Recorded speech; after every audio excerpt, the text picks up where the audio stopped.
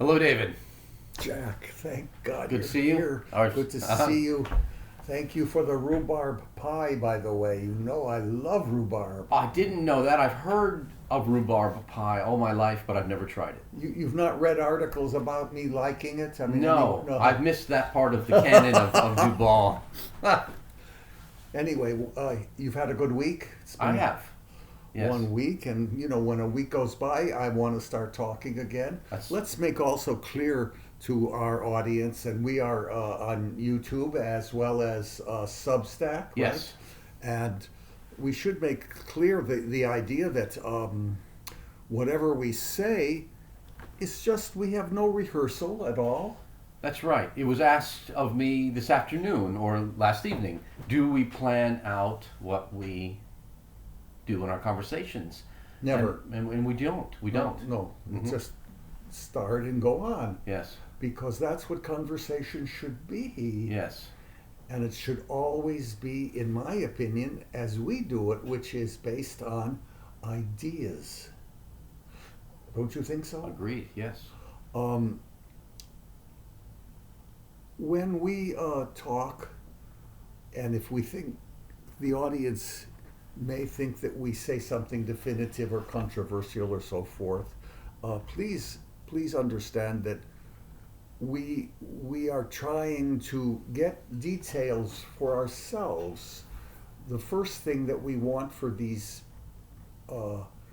broadcasts are that we are having fun with them and exploring a few things, and we want very much for all of you to listen. But there may be times where we are getting too esoteric into certain things, like you may never have heard of Benediction to God in the Solitude, and I didn't say that it was by Franz Liszt or something like that.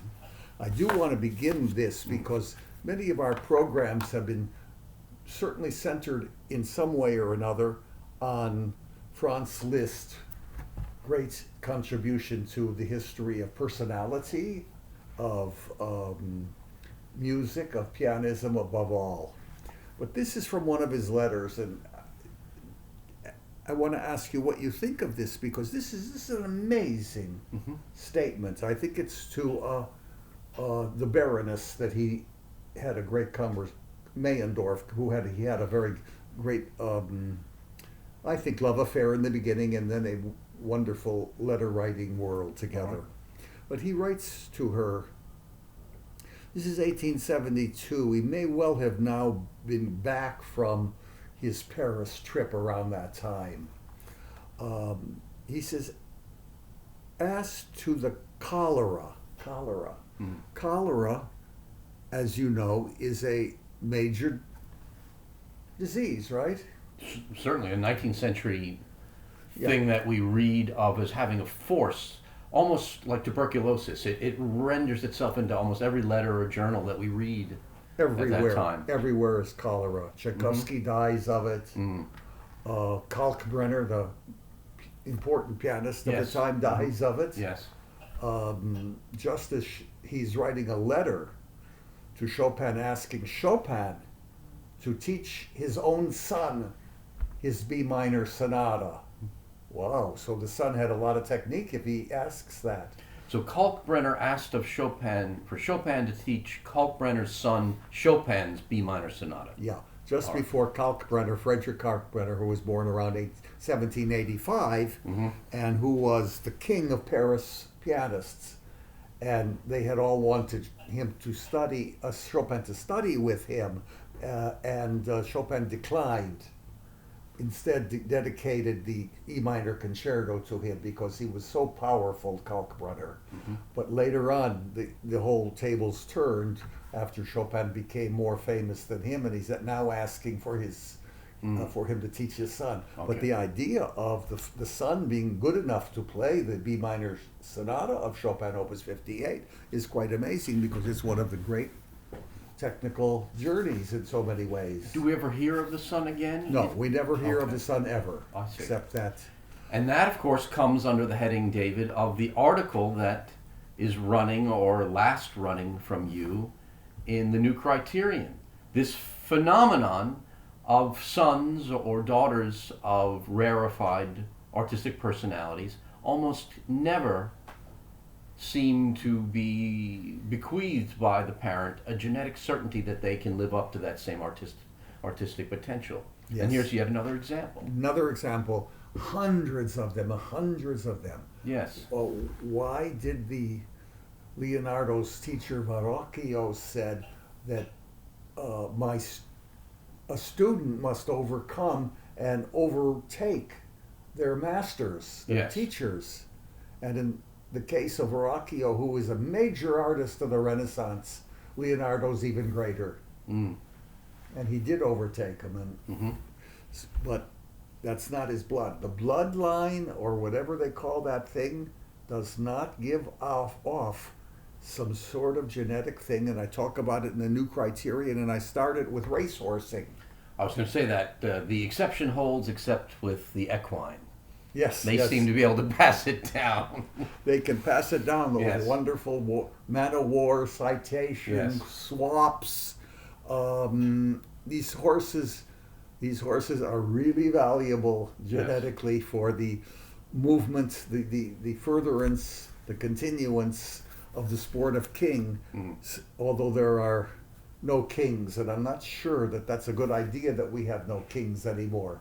Chopin himself said, "I'm a royalist." Remember that. Royalist meaning Louis Philippe, but I think that he meant a citizen king, and that he wasn't bothered by any government thing. I think I know what you mean. Yes. But cholera, he was bothered by 2 times in his life. Coming into the town itself, Chopin was to play a recital in a hall, and cholera stopped it. Hmm. And he left for England because the cholera epidemic of 1848 was what killed Kalkbrenner, and they all left. So twice. There were, some historians say, something like 15 major cholera epidemics in Europe. But there were in America. It's discussed in the movie with Bette Davis, that Southern Belle movie, Jezebel. Yes. But Gottschalk is born into a cholera epidemic in New Orleans too.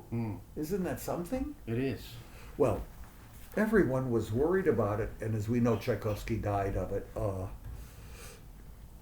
Liszt writes to Meyendorff, the Baroness, "As to the cholera, no one knows anything definite about it yet, except myself, for I have fathomed its nature, and its nature consists solely and wholly of nothing but cholera."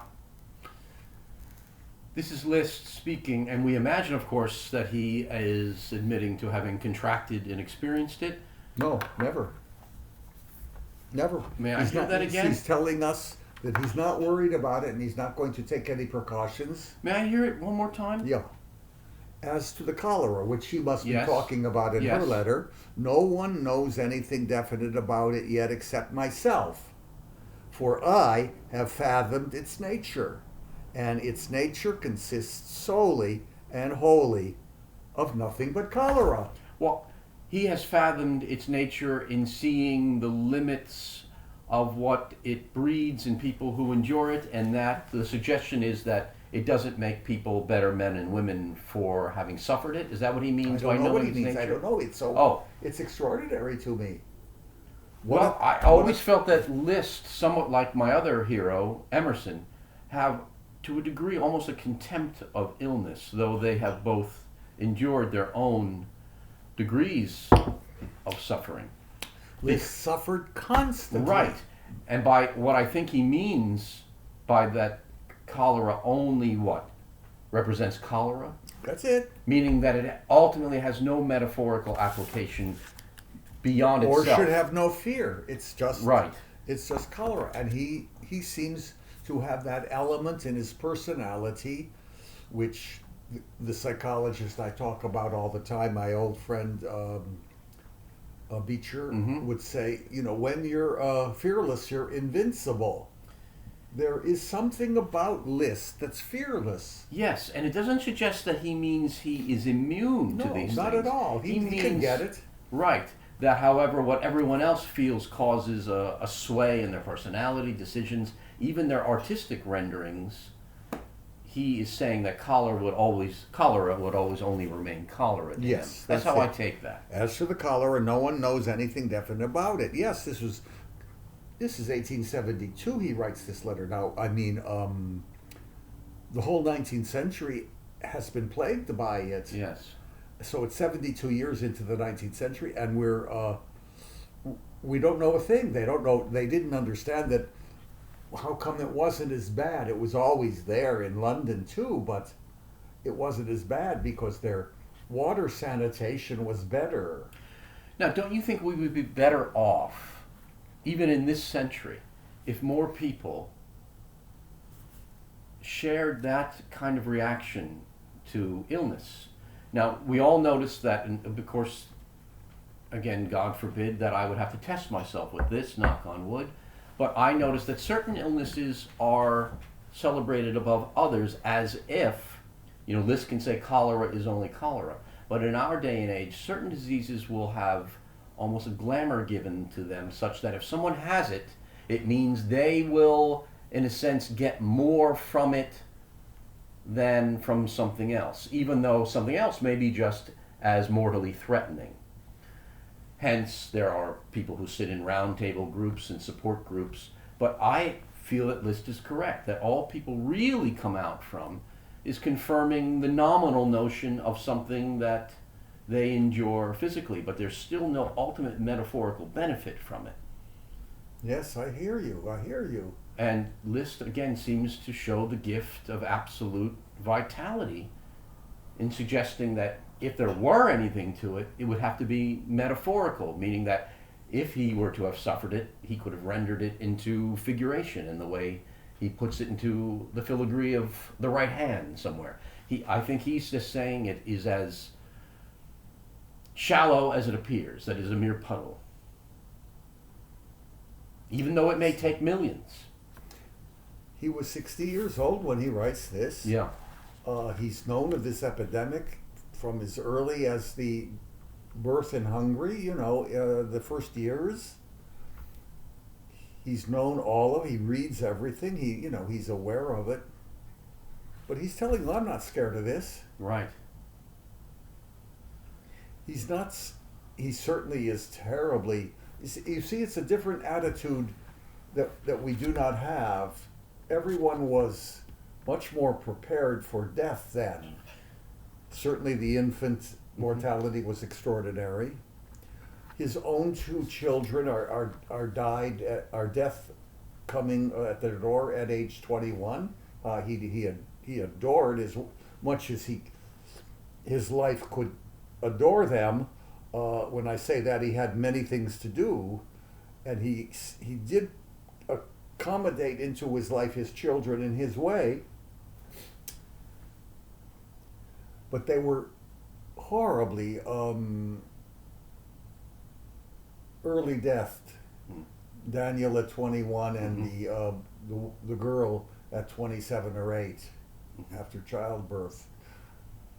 He was bereft, but And the daughter was Blandine? Blondine was Yes, okay. the daughter, thank you. And I think he loved her most. Yeah. But they were dead. Now he has another daughter, the first one called Sima, and she would live on till 91 or 4, I don't know. Mm. And would sit in the box with Hitler while listening to Tristan. Mm. But he was ready. Other people were ready. We will not face the idea that we die. And so what we made of COVID, and I don't mean we should have not had a vaccine or anything like that, and I'm sure that the first one was a very significant step forward in the history of medicine when who was it, Jenner's, the smallpox vaccine. I don't know the answer to that. 97. Mm-hmm. Beethoven took it. Mm-hmm. it was really a painful shot, Mm-hmm. but millions took it, and it stopped a lot of smallpox. We don't know when this next virus will come back. You know, we'll certainly have another occurrence of some type of whatever. But it's as you say, men and women of the past perhaps were more prepared Yeah, in the sense of the spirit. absolutely. We are less prepared, we may be more prepared clinically now, but less prepared for the thing for which we can't prepare clinically. I thought it was rather comical. I don't know about you, but when people all, of course, huddled inside and took to their solitude during that period when we were all supposed to, what was the phrase? Socially distance and stay in rooms by Well, ourselves. we were insane. You know, every place had pointed, had paintings of feet on it. You have to. Right. I mean, it was insane. But in terms of people isolating themselves for work, I said, well, that's rather funny. I said, that's the way I've lived my life all along. Whether or not it's in a practice room where I have to shut the door and not hear anyone else, or sit at a desk and scribble, I said, I'm accustomed to that. And I said, perhaps maybe everyone should make use of their time that way. Yes, and they didn't. They did not. No, So you don't work on a screen to, you know, make your money. They worked a little bit, and, you know, everything stopped during those years, really. right. So in a way, cholera may not have been anything but cholera, but Mhm. COVID may have had an oblique gift. It could have brought people in directing them inward, but perhaps that wasn't reinforced. Maybe, No, maybe it was for some. Only fear. There was fear. Yeah. The word ventilator put, you know, you in fear. Every word put you in fear. The media never stopped on it. You became poor just trying to buy toilet paper, or, you know, Yeah. I mean, everything was you know, with the corrupt grocer, everything was. On the first day, I had to get something that I had to have, thinking this will not. It was all out. Everything was out. Mhm. But most important was the difficulty everyone had with it. They couldn't believe it. Well, this is going to kill me? We're immortal now. We don't like to talk about death. Everyone is living till 100 now. And life is so sweet. It's not. It's a big deal. It's a lot of stuff. It is.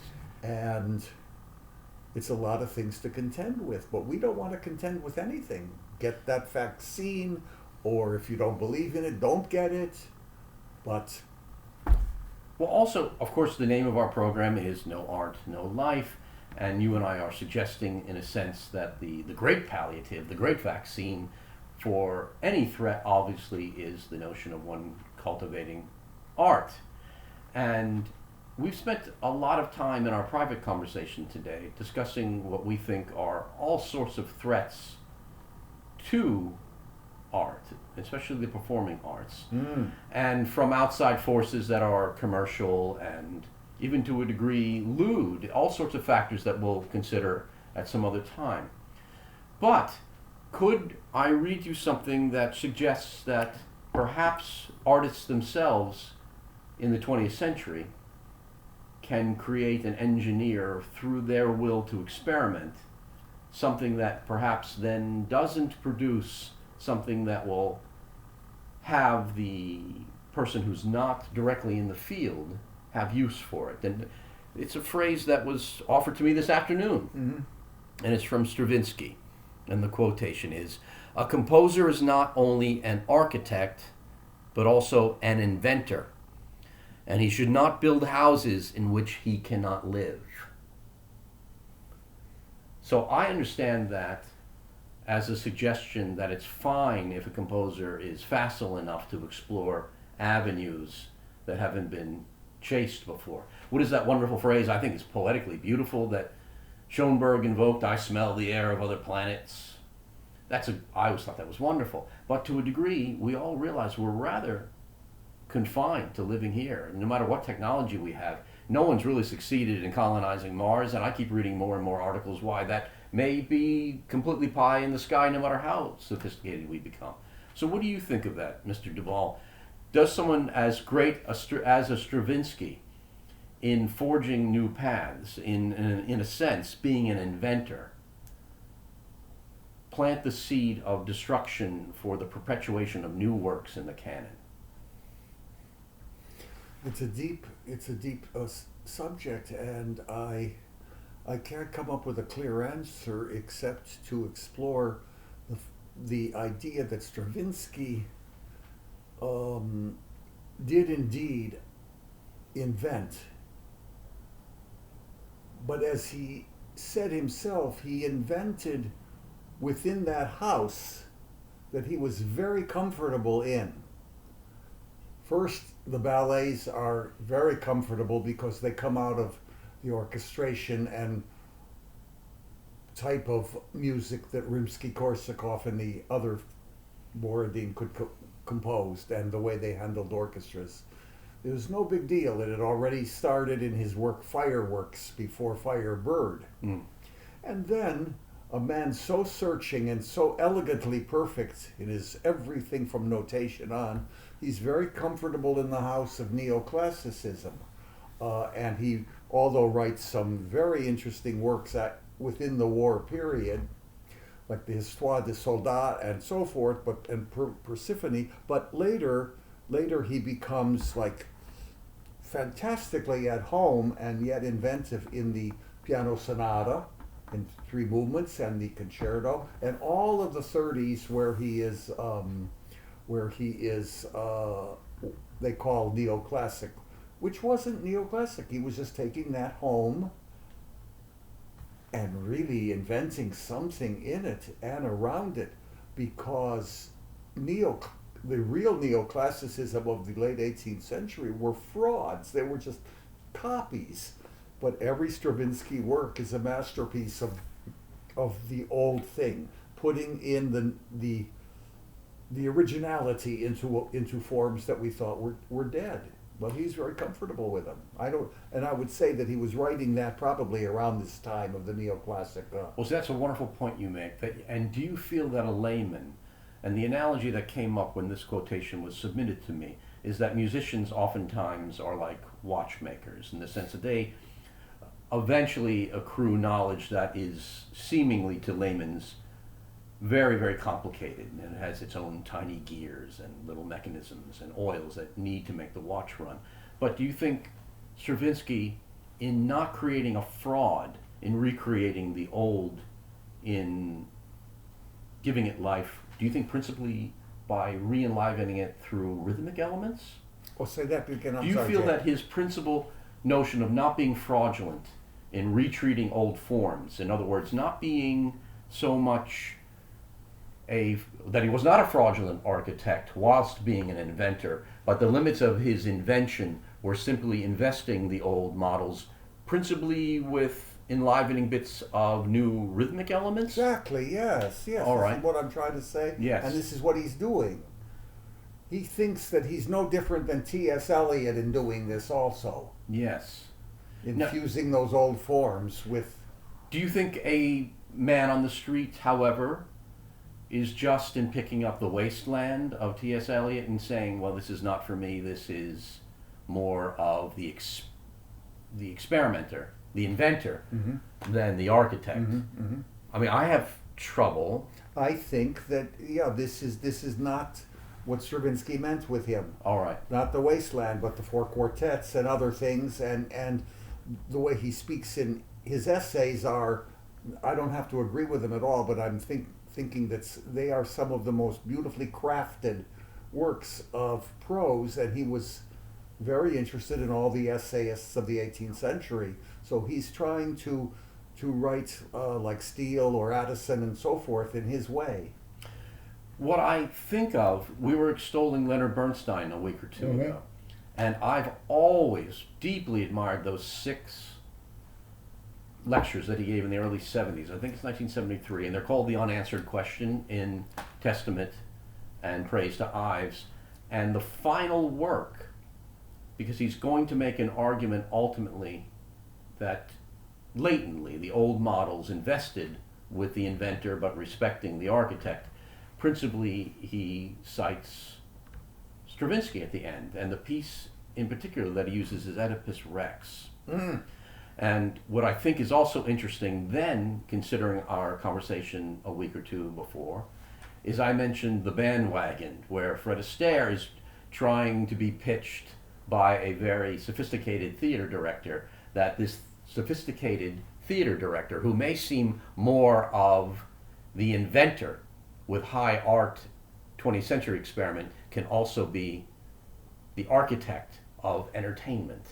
And what's, I think, fun about that scene is right before they sing the song That's Entertainment, it's very clear that Fred Astaire is watching in the wings what is kind of a parody of Stravinsky's Oedipus Rex, and thinking, well, this isn't the world for me, a musical comedy star. And then it's the responsibility of the director in that number, with Fred Astaire and Oscar Levant, and I forget the gal who's playing the scene with them, to suggest that the inventor and the architect can still be one.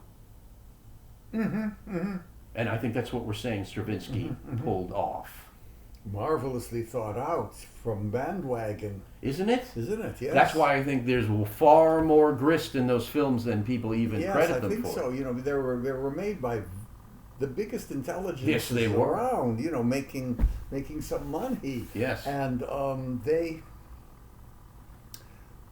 put themselves into it very well. And what you say is something that's interesting. When I saw that movie, I was hardly thinking of it in the level you are, because I really do agree. Well, you're giving me too much credit. That's only after fanatically watching it many times. But no, I haven't seen it many times. But something disturbed me about the relationships, even in the this lighthearted, so to speak, comedy Yes. on film with the great Astaire, so elegant in his dancing. Oh my gosh. Well, I think maybe that's why we even accept Oscar Levant in the scene. There was an America that knew at that time that someone who came from the world of to a degree, the experimental or the inventor, an Oscar Levant, who at that time was still emerging from studies with I don't Schoenberg, know. I think. Oh yeah, Schoenberg, of course. And even though Gershwin was always popular, there was still maybe a bit of the new and the avant-garde around Gershwin himself. Mm-hmm. And yet he also wanted to be thought of as someone so steeped in the canonical works that we have really very creditable recordings of piano literature from someone like an Oscar Levant. And somehow that translated into an American public who was paying their nickel or their quarter to see this lavish musical, and put this inexplicable face that he had. I mean, in a way, it's a beautiful face, though it's an uncommon face. And have him in the midst of a musical comedy number that addresses that very ambiguity. It's a face that you could slap his cheek and he would just give you one of his looks. Yes. It's tremendous analysis you're doing here, and I think that if you watch that film, you may get something of what you're talking about, because Levant is he's a popular artist. He's on Information Please, that radio show that was so popular for a long time in the 30s.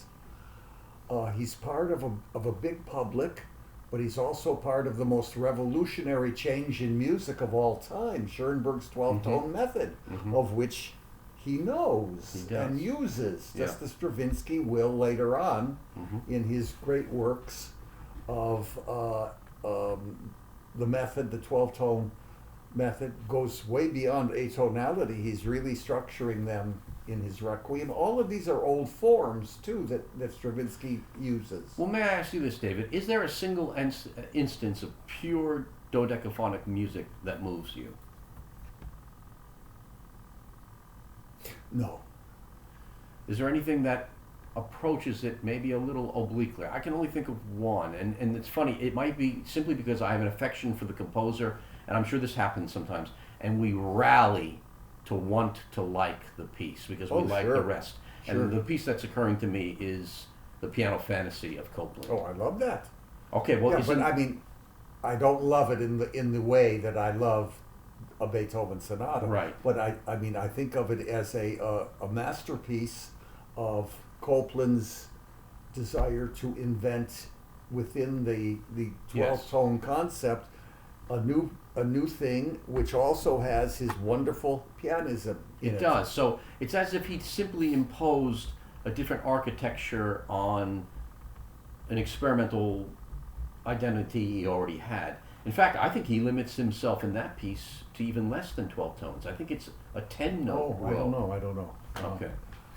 I do know that going back to your band with your Levant and so forth, Levant and Gershwin, Gershwin also has, he's no simple man to the public. The people are a little confused that he writes Rhapsody in Blue. Remember, the father says, oh, that's different than a song. That's 16 minutes, you know. Right, that kind of thing. presumably is not mere lore, that the father took pride That's in right. timing the pieces. Because the great classical composers that he grew up with or heard or respected, his father, Gershwin himself respected greatly and had studied very thoroughly. He didn't write his piano concerto or Rhapsody in Blue in some alienated cage of American songwriting. He was a man who was going to become a great artist, one of the immortals, and that's what he wants. He doesn't want just his songs, which is like saying Schubert does not want just his songs to represent him, but he wants his piano sonatas and symphonies to represent him, even more possibly, because that has more intellectual value for him. The intellectual value is not usually discussed these days, you see, because nothing has any meaning to anyone. Intellectual value is these large works that are able to have structure for a long time. This is what instrumental music had begged for from the beginning. It didn't, you know, it was always vocal or madrigal, or so when the instruments came along, my goodness, they were really expressive, exactly as the human voice is. We really do have something that's beautiful in the violin, then in the piano and so forth. You say to yourself, well, what's the piano sound? It's nothing, you know. Well, big deal. And then you hear a great performance by a great pianist, and you say, it's just as effective as you just heard Pavarotti and the Puccini, the golden human voice. Yes. But Gershwin had a great aura for the public also of a man to be taken seriously. They didn't necessarily care for this music. Porgy and Bess didn't, you know, sell well, but it could have, but it didn't reach a PR stage that it would be staged, you know, enough like it would later on. And then the Met never performed it. You can't get away with having a. You mean never performed it in his lifetime? Yeah, you have to have people perform your music for it to be in the repertory. You know, a recording's not enough. But we have a great composer moving forward, and death struck him down. Now, if we go back to the question of the inventor versus the architect, do we feel that the reason that Porgy and Bess didn't meet with the reaction that eventually it has, I mean, I think it's to a degree found a place. Don't we agree about no, that? it's a real piece of grand opera and a great parable of, you know. All right, so do we think at that time people simply felt that too much of the inventor was interfering with the Broadway architecture in writing that piece? Is that the reason that... I don't know. I know he went way beyond anything he did for some Broadway shows, Sure. which I've never understood. Why are they not revived? Everyone would understand them. They're very modern, even if they're through the 20s. They are, and this brings up a whole subject that I think is fascinating. In the few times when I worked in musical theater, and I would try to lobby that one do an honest-to-goodness Gershwin musical, not where the book is changed and rewritten and then all those songs imported, but one of those that have been staged. Usually I find people for very nominal reasons, think there are things in there that are politically incorrect and that simply cannot be spoken on the stage. And it's so regrettable because they usually, even when they are seemingly iffy, they are rendered with a joy even for the things that they seemingly submit to diatribe. Meaning, I submit that the diatribe, or even the racial slur that we might hear in a musical of that time, is more elevated than the ostensible, respectable, ghostly-like articulations that we have that don't stand for anything because you can't make any statement of character lest it reveal anything that has any color or vitality at all. So, I don't know the answer to that. That's my guess as to why it happens. I remember reading through the book, as it's called, for OK, meaning it's probably a pun on the way we say okay for yes, but also O-H, K-A-Y, K-A-Y, K being the principal gal in the show. Wonderful show, beautiful songs, nothing regrettable in it. And yet I remember encountering the notion when it was proposed that the material was just too dated in respect to race. Can't let them get away with this, and they have gotten Yes. away with something so silly. Yeah. Ladies and gentlemen, this is a period piece. If you do not like the language, leave. In fact, I even know it was a song that's a glorious song in Gershwin's canon that was the subject of the question. The song Clap o' Yo Hands, which is a wonderful song. In no way is it a condescension to any of its source material, which we can both extrapolate in a second when I say what the title is. In fact, now that those things are sublimated, there's no one to speak for them, and it's as if they never existed. And is that the way we pay tribute to things that we think at one time were unequal, to efface them from existence? It baffles me.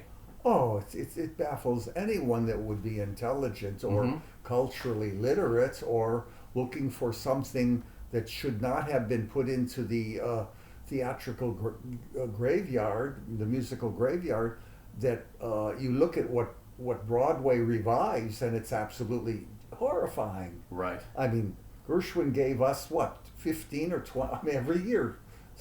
Where are they? I don't know. That means that a whole strain of a genius is being repressed by political correctness? Yes, it is. Ridiculous. Yeah. Ridiculous. Genius must never be touched. No, agreed. Makes me so irritated. I'd love to hear those. I would too. I can't go to anything on Broadway, a revival of what, The Lion King or something? Well, what's funny about that is they don't even represent Broadway as having an idiomatic voice. I mean, you can put anything on a Broadway stage and call it a Broadway show.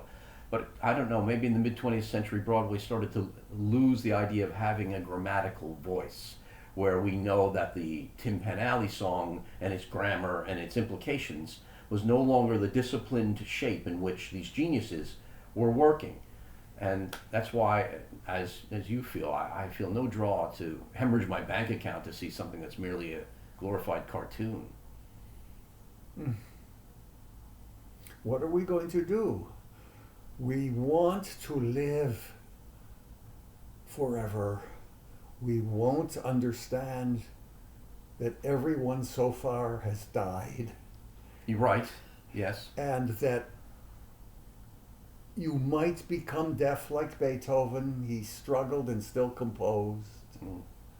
They saw life as the reality that it was.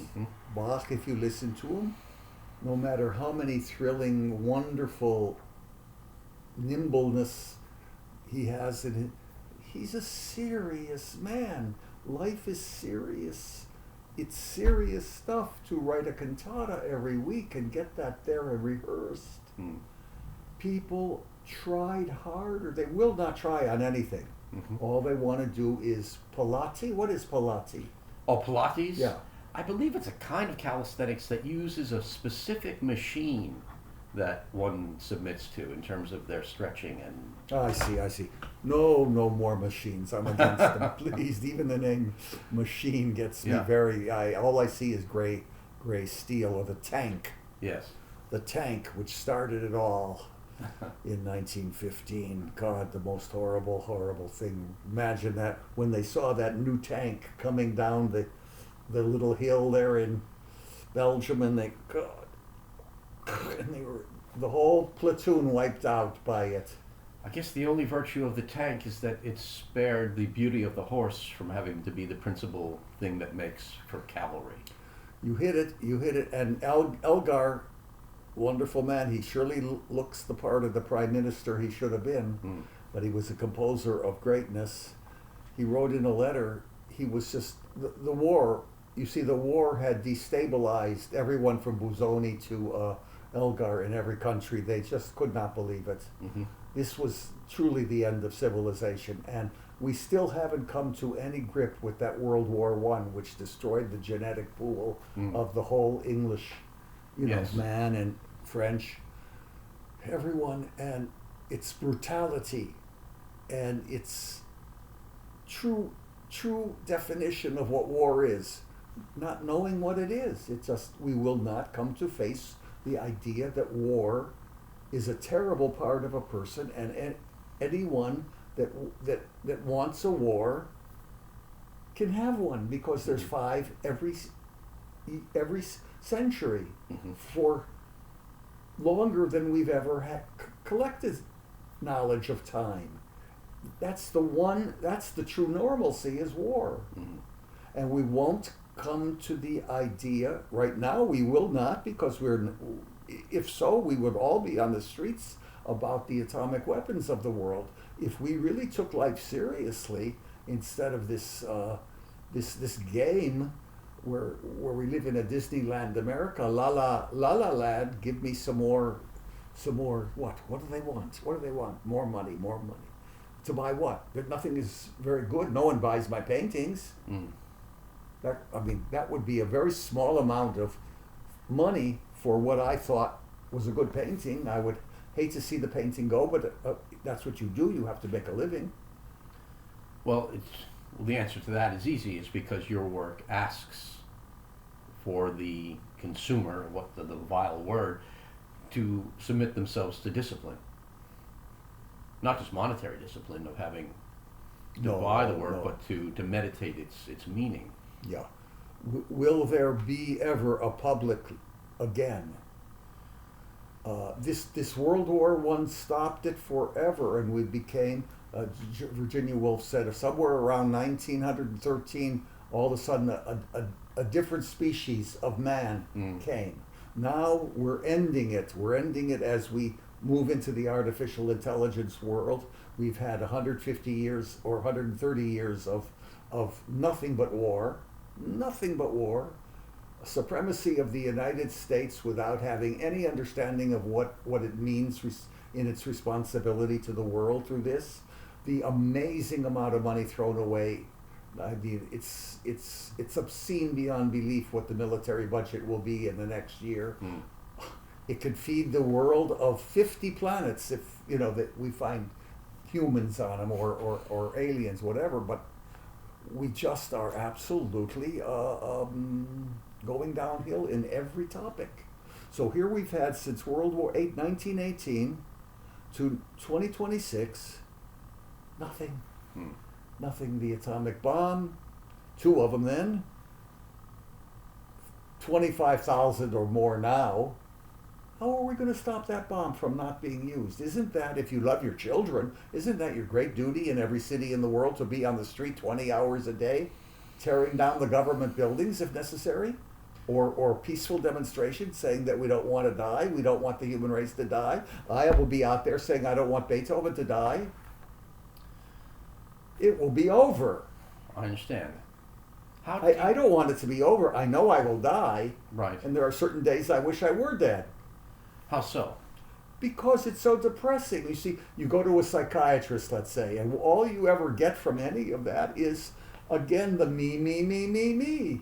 Me, oh, my mother hated me. This man is being paid to hear this crap? Yeah.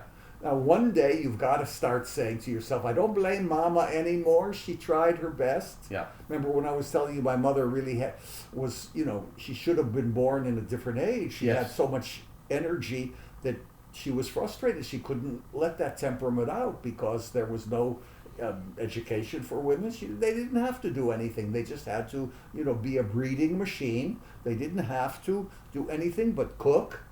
It's terrible. This can be very boring in a week. Now, do you feel... They were sold marriage. Okay, and so was the sale so convincing Oh, that you never saw your mother in private take up a book, or... no. And She was doing the laundry. She didn't Okay. understand. She could throw out all my underwear. I wouldn't care. Oh. Well, on maybe another front, for some reason I found myself this week wondering about something that you shared years ago, and we were crossing West End Avenue to go to the diner, I think, when you were mentioning this. Now, I went through the Juilliard pre-college and didn't get into the main division, so part of the lore of the main division was always removed from me. And then I also felt removed from its past main division mythology. And you said that you studied with Adele Marcus. Mm-hmm. Do you remember what you played to audition for No. her? E minor waltz of Chopin, I think. Yeah. And a rondo of Beethoven, maybe. Actually, don't remember. I do remember what I had played in my audition to That's what- Juilliard. Yeah. Yeah, what was that? Sonata in F major of Beethoven. Mhm. A Persichetti piece for the modern. Okay. Brahms A major intermezzo for the romantic. And since I don't think I had a major technique by any means, I thought, well, maybe I have a chance to show sensitivity. You mean by the whole, that whole grouping? Tenderness Okay. Brahms asks for. Well, I thought at 18 I had tenderness, so Uh-huh. maybe, and whatever it did, it worked. There were a lot of people that didn't get in even then. Mm. And so I got in. And And what was your Bach piece? Prelude and Fugue number 17, I think. I can't even remember. What key would that be in? I can't. I can't remember. I think the A flat. Okay, all right. Never played it again. Mhm. I'm still working on the Bach E major Prelude and Fugue, Book one? book one. Still Okay. working on that beastly devil. I don't know how it's so.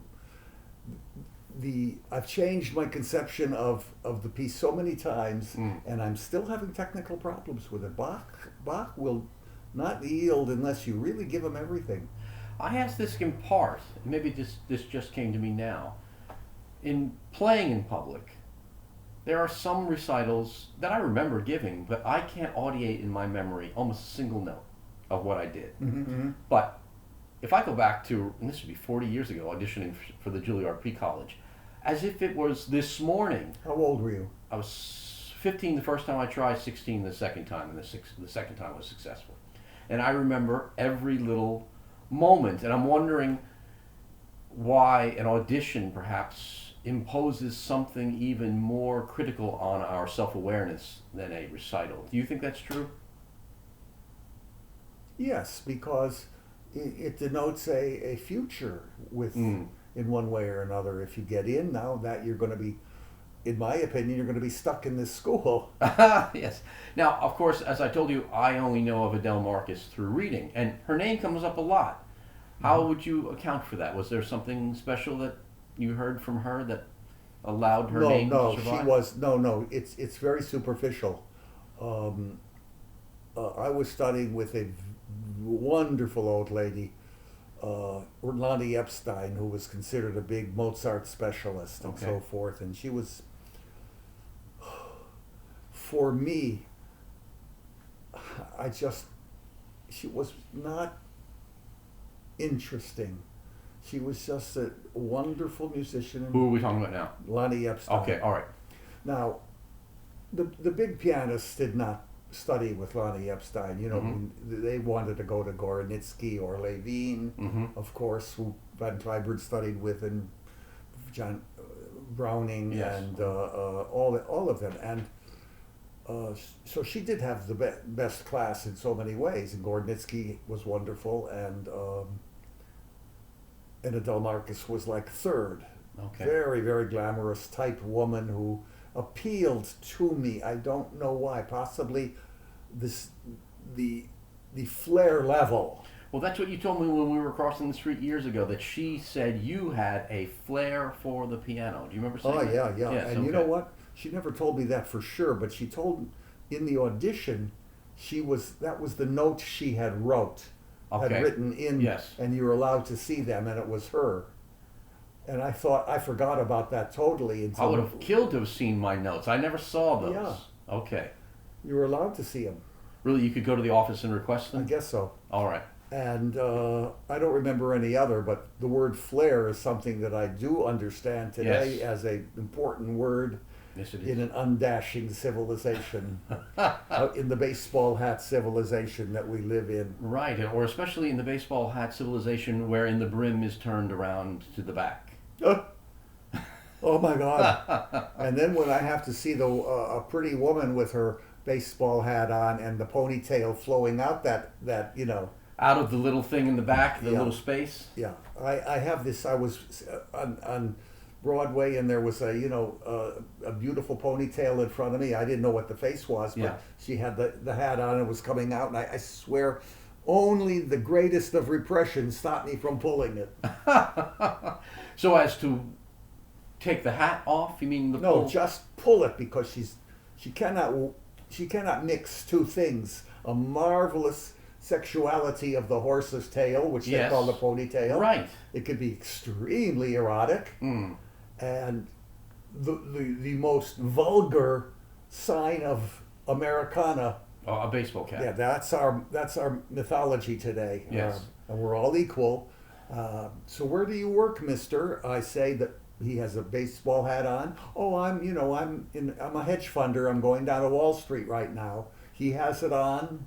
The woman with the ponytail has it on the back way, and then the ones with the back, as you say. Yes. Oh my God! I mean, what are they doing to their heads? The forehead looks so Yes, silly. it does. There's no aesthetic anything for at least someone like me, unless, and I haven't seen one in 13 months. Not one well-dressed woman, as you could see on the streets any time of Paris. Mm. Well-dressed at any age, and she would now look silly because they're all wearing these tights. Yes. Do they get into those easily? I don't know. I don't know. It's funny when I I'm not a cross-dresser, so I just don't nor am know. I. I can tell you that when I was teaching in a college, I was summoned by a dean who said that there had been a complaint because I enforced the notion that people were not to wear hats in the classroom. And I enjoined them to remember that that went back to a tradition that men were not supposed to wear their hats because it would suggest perhaps to the people behind the gentleman that they were denied their view of the stage. That And is I said true. I was trying to give them a general cultural literacy by enforcing that, though I also felt that I was just simply trying to disabuse them of the notion of looking like fools. Anyway, the fellow had said that the parent, and this was at a college, was submitting the complaint, and that the son felt disturbed that I was enforcing this rule. And I had an easy out from that because I said, well, the parent's not in my class. Doesn't matter where the money's coming from. He's not the student. That's all I said. So what happened? I said that was my rule.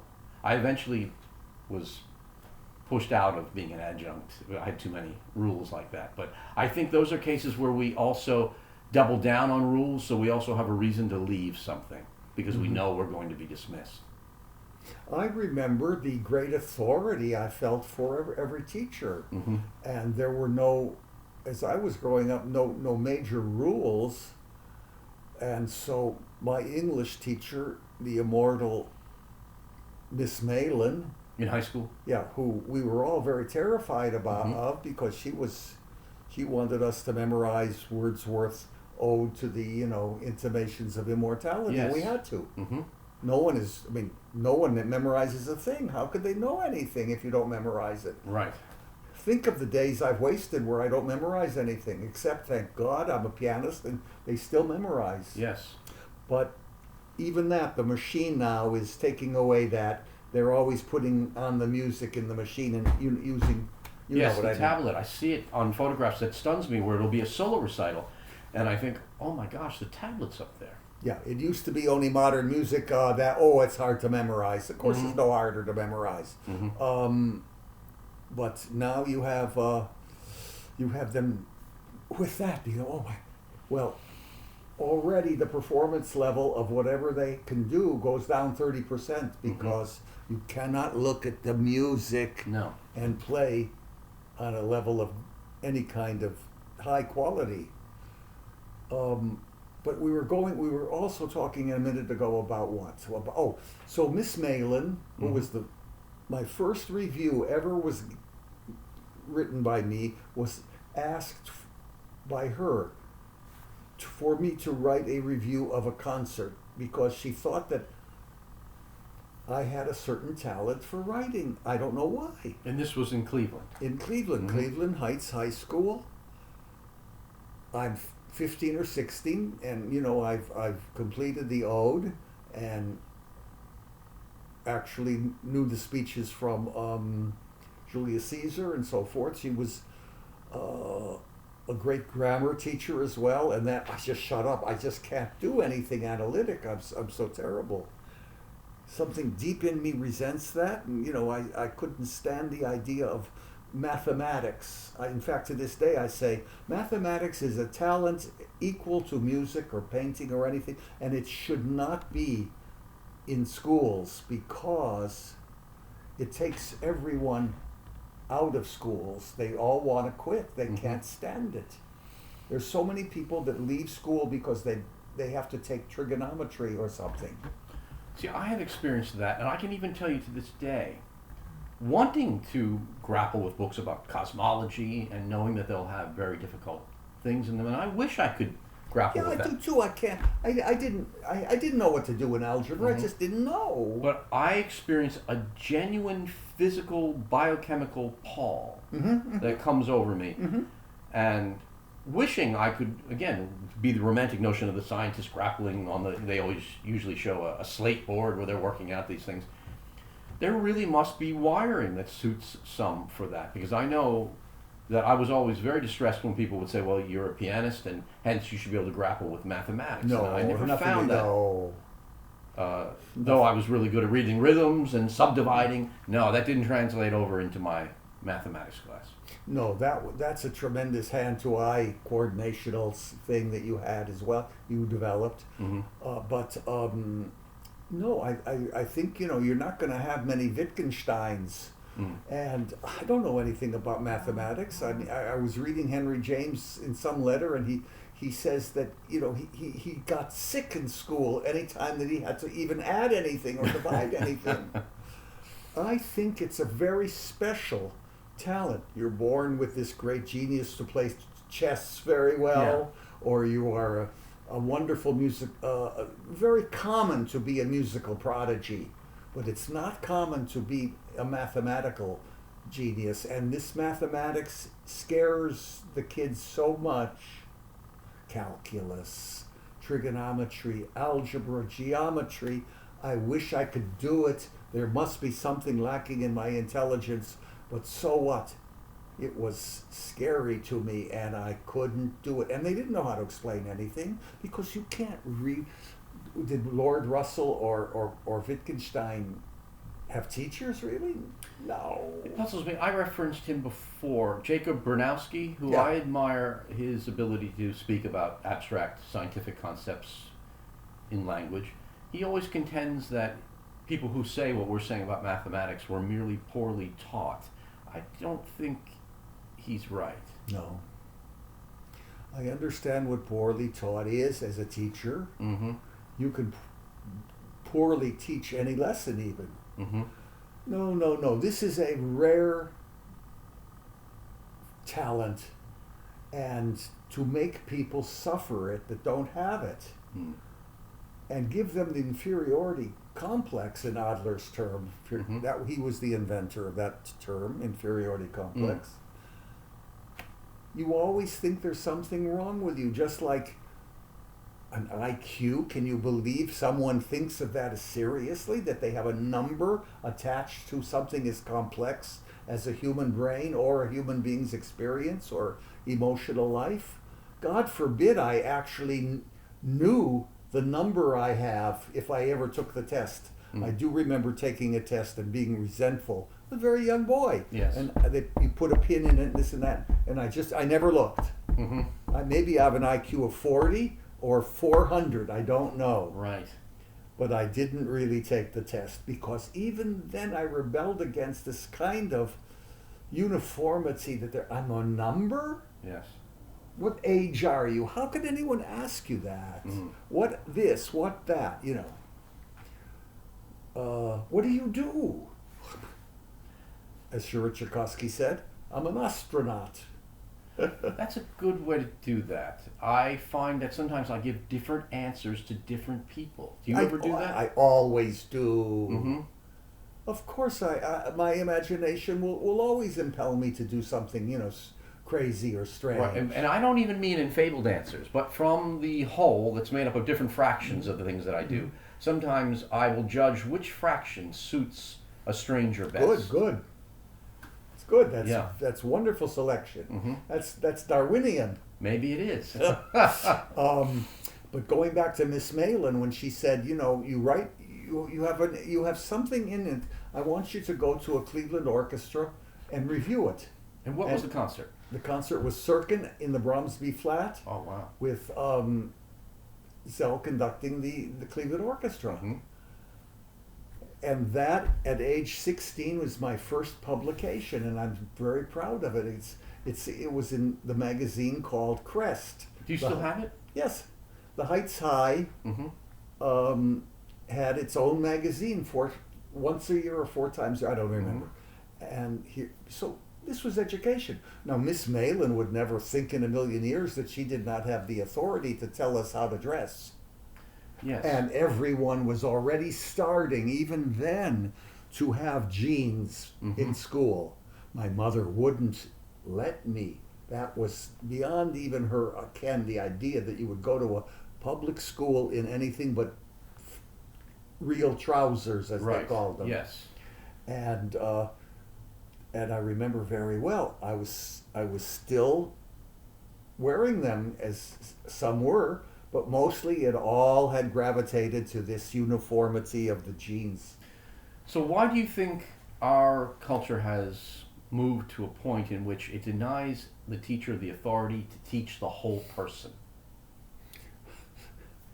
Because we're not interested in learning. We only use the word education as a sign, I guess, of perhaps a degree, a diploma. You go to the next step.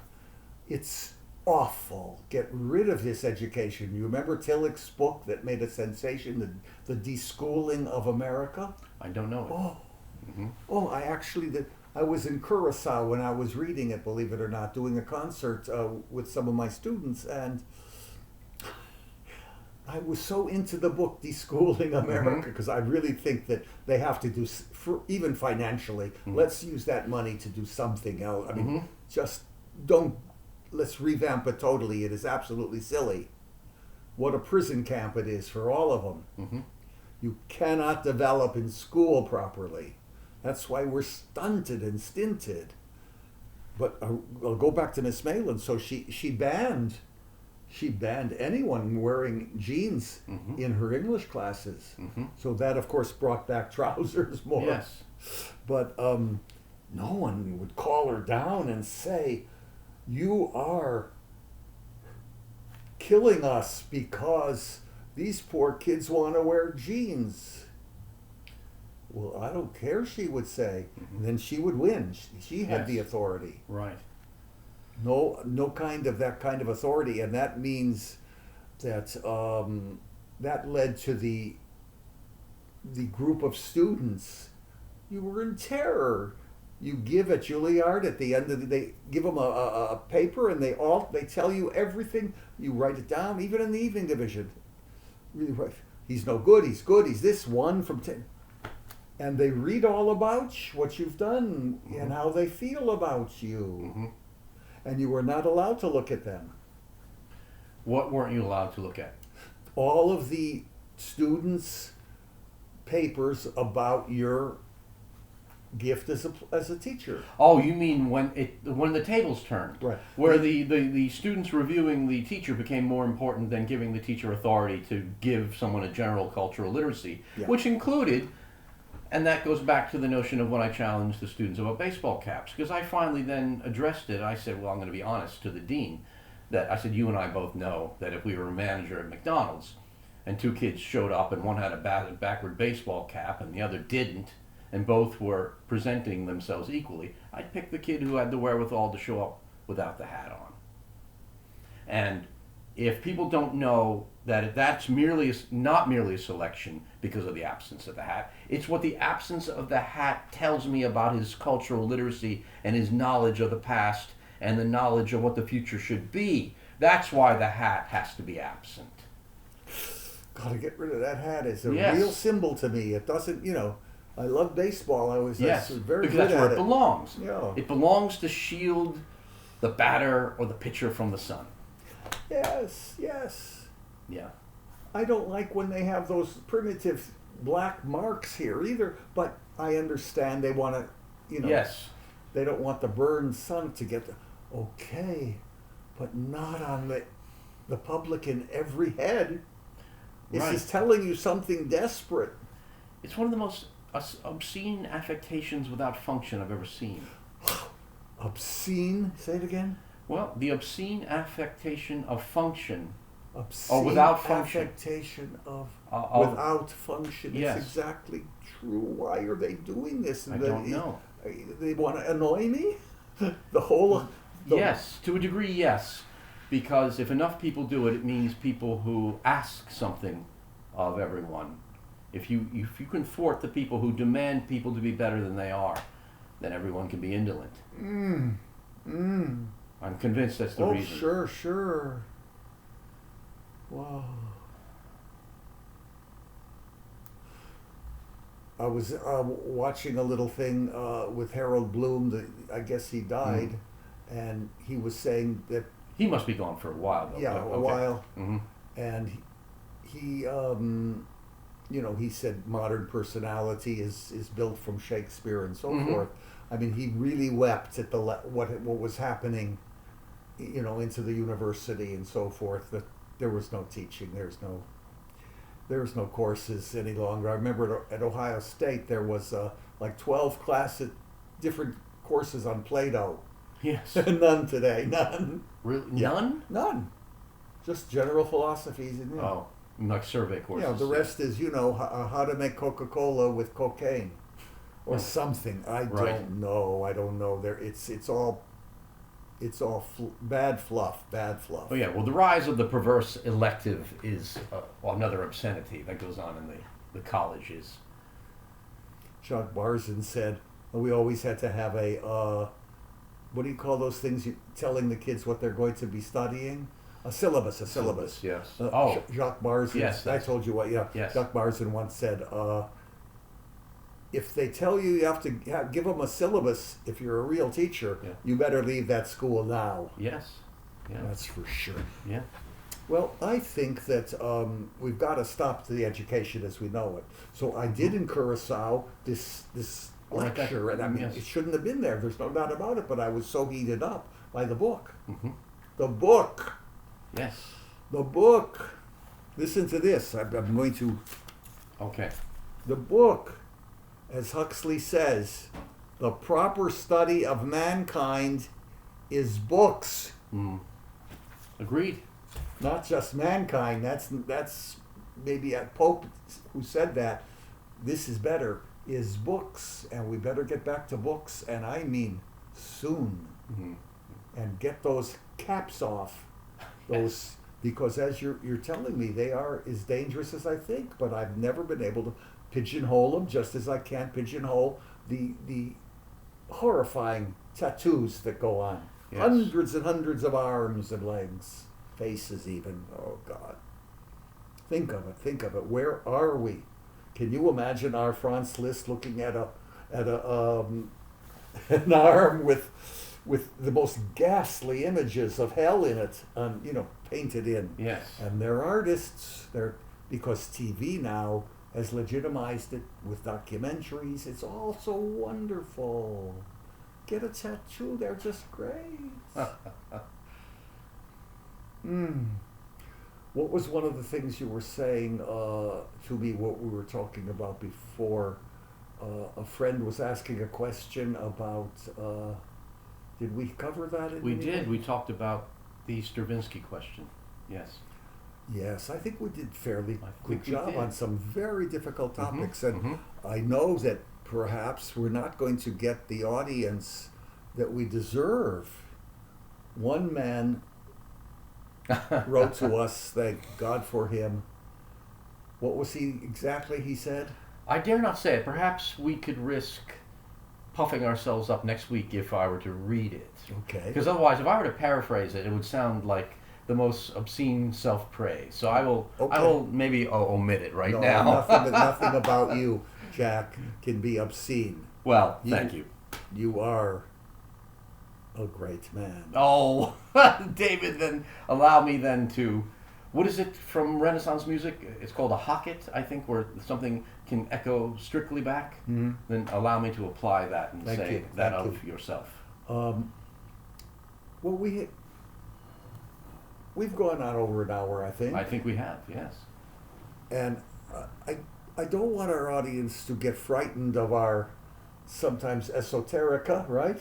Yes, but I don't think ultimately that when I was first a reader that I was ever alienated by such things. If I felt it was engaging, and I hope occasionally we are, that someone will fight through the underbrush to get at it. I used to love things that baffled me. That's what sent me to the dictionary. That became one of my favorite walks to make, from the chair to the dictionary. And I keep finding them. Oh, yeah. Mm-hmm. Well, there won't be many dictionaries published. There's no words. Mm. As you say, there's one hat for all. Yes. You better not put on their Washington Redskins. Well, that's a whole other topic of what But that's is. and it's a very, very important But topic. again, more is too, lost than more is prevented. Yeah. But everything denotes what we've been talking about is the decline of even a new good word in the language. It's just, it's still cool. Yes. Love you, Mom. I think that's now a word. Love you, Mom. It may be. The end of every phone call on TV. Yeah. Love you, Mom. Yes. Or the gangster always calling his mother, Yes. as if the mother is going to like that the son is a gangster. Some of the movies almost suggest that, though. Yeah. Well, we're going to say goodbye, and Okay. I think that you're right. I think that our audience will find itself. Mm-hmm. I don't think we're far out at all. No. And if my opinion changes from week to week, I don't apologize. And yet, today I loved whatever I said, even though it may not have made sense to all of you. What about you? David, you're perfectly justified in saying that. I always love to reference Mr. Emerson. He has a phrase, something to this effect: I unsettle all things with no past at my back. And that's what you do when you speak. God, no wonder you love this Emerson so. I must get into him deeper and deeper, because in my own reading, I was just talking about Harold Bloom, and Bloom, admired him so much. But, in that phrase, Well, I believe of Huxley, a study of the proper study of mankind is books. That's what he was saying on some interview, and he said he was preparing for death by continuously rereading, the great Shakespeare plays, Yes. and Dante and Cervantes. And I have to go back to Cervantes because I never read Don Quixote all the way. Nor It have was I. just a little too difficult for me at the time I started, you see. Mhm. so many little things stop you from your right reading. Agreed. Now you have the whole society stopping you. Now you can't even go to a bookstore because there isn't any. For the most part. For the Right. most Okay. part. You're right. I always try to hold out a little bit of a straw of But hope. no, All you right. know, the generalization Yes. is always quite true. Yes, I agree. But for the most part, yes, Yes. indeed. Yes. I David, shake your hand. I shake your hand. Okay. And look forward to our next Yes. wonderful conversation with maybe some rhubarb pie even. Okay. Well, you can tell me how it goes. The I rhubarb will. pie. I will. Okay. Bless you. Bless you, David. Till next time. Thank you for listening. Listen to my radio show, Reflections from the Keyboard on WQXR.